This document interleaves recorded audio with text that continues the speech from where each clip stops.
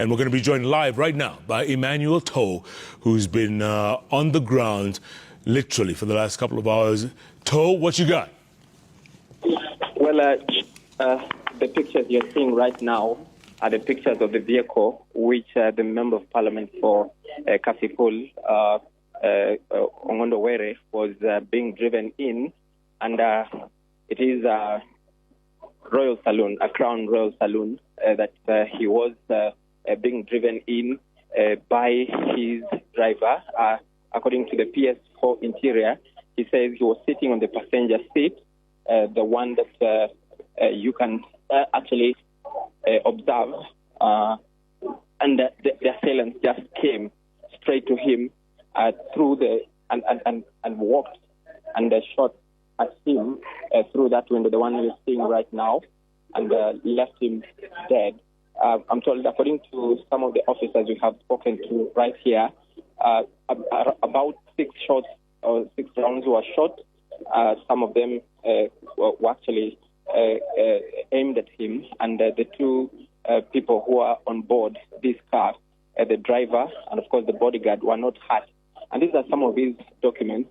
You can see there's a paper there where it is a parliamentary paper. He was in Parliament up to around 7 p.m., where he was actually seated alongside one of the members of Parliament, Eve Obara, a member of Parliament who is just from the neighboring constituency where the member of Parliament was coming from. And of course, he was attacked. It was something that happened in a very abrupt, rather quick, in a quick succession, because he wasn't in traffic. According to some of the eyewitnesses we have spoken to, he was taking a turn at the roundabout, at the city mortuary roundabout, heading back to Valley Road, where he was actually accosted by the assailants who fired some rounds.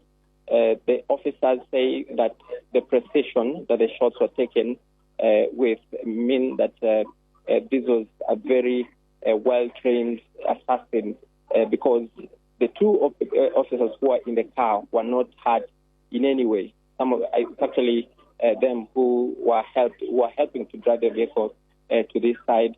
The driver is still actually here. He's still on the scene and has been on guard. And I think we're sure that he's going to be one of the key witnesses. He's the one you can see on the pictures right now. He's one who was a part of the team, which was, he's now getting into the vehicle. That is the driver.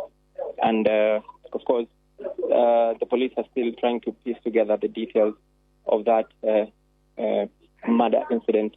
And the homicide team, the crime investigation team, is still trying to understand and get the pictures of the situation that transpired. You see, some of his shoes are still there. They are trying to just reenact the situation as it was when that situation happened. The crime scene tapes are just being removed now because this area has been cordoned off for a few minutes now, for a few hours, about 4 hours or so.